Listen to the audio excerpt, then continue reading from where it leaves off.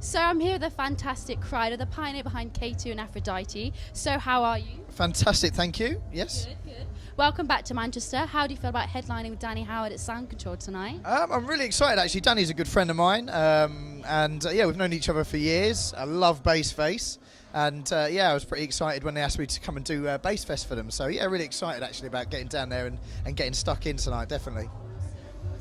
So let's go back to your promoting days. You were producing then, weren't you? Yeah? Yes, that's right. Yeah, I started actually DJing when I was 12 and producing when I was about 15 years old.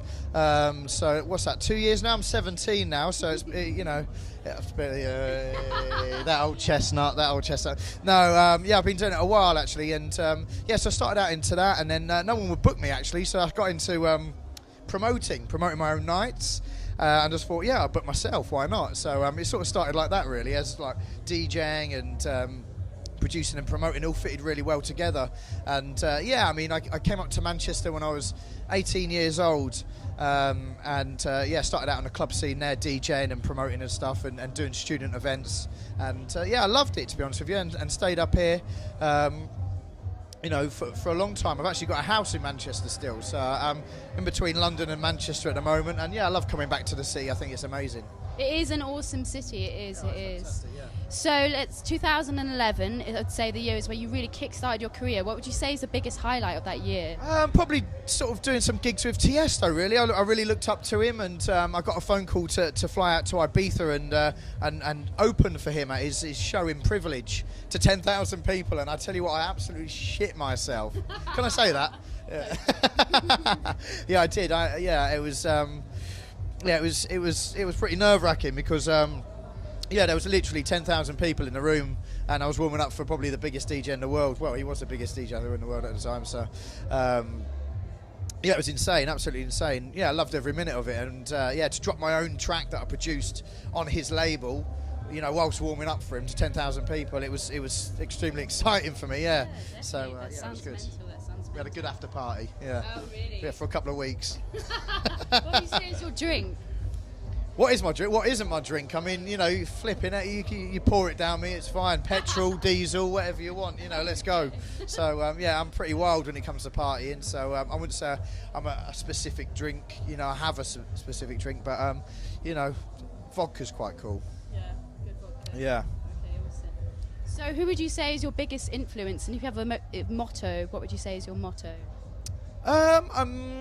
Sort of influence-wise, it's really weird because when I was growing up, I was constantly listening to dance music, and I'm actually influenced by the stuff produced back then. You know, like the more groovy, sort of melodic stuff. You know, and yeah, I mean, for me, sort of the scene that I'm involved in at the moment, it's getting pretty hard out there. You know, when I'm playing at these shows and festivals, some of the other DJs are really like banging it out, and I'm not so into that really myself. You know, I quite like to get people's shoulders rolling instead of them jumping, you know what I mean? So yeah, it's quite cool. Some people love it, some people hate it, you know, so it's pretty exciting at the moment, you know, to see what happens. But yeah, like influence wise, always looked up to Axwell, you know, Tiesto as well in actual fact, and then yeah, some of the older boys really, like sort of Sasha, you know, Digweed, you know, those guys really. I grew up with all those guys, you know, listening to those guys. So yeah, Carl Cox, of course, as well. Love him big time. So yeah, that was really cool. Who would you like to collaborate with in the future? Some of the people I'd actually like to, I am doing. So that's quite exciting. I mean, I've got a friend of mine who I've sort of been working on and off for a couple of years now, called Tom Starr. He's just like, for me, he's like one of the most talented guys, you know, in the UK for production. He's incredible, you know, and we have a lot of fun in the studio creating stuff together, and we have a lot of fun when we go out and DJ. So definitely Tom's someone I'd like to constantly work with in the future for sure, you know. And there's a guy actually that we're speaking with at the moment called Marco Shosu. I really rate all of his stuff. I think it's fantastic. Who else? Some the No ID guys. I think they're really cool.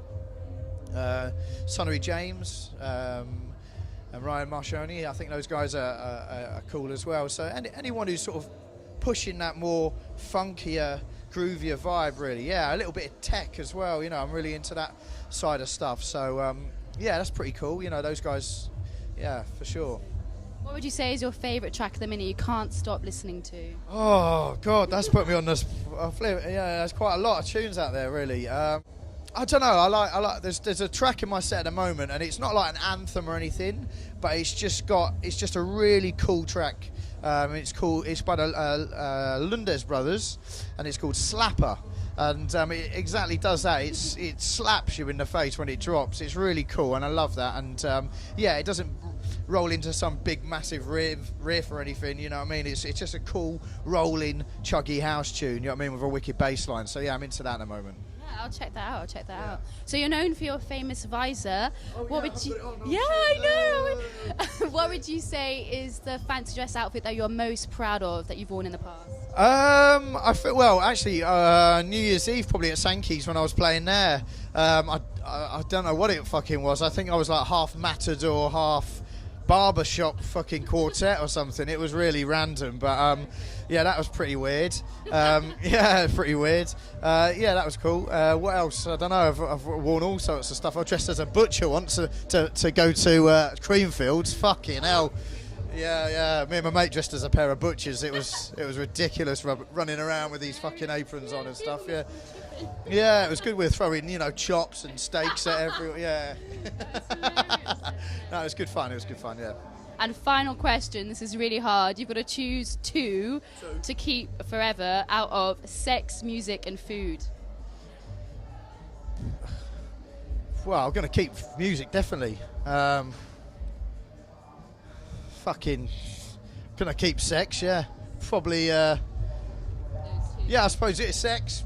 Eat a bit of fish at the same time, you know, probably get away with that, couldn't you? So,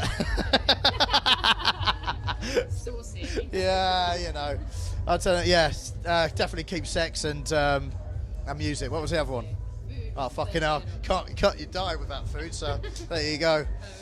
Yeah. Well, thank you very much for chatting to us, Fuse TV. Anytime. Thanks. Have a fantastic set. I know you will too. Thanks for having me. Thank you.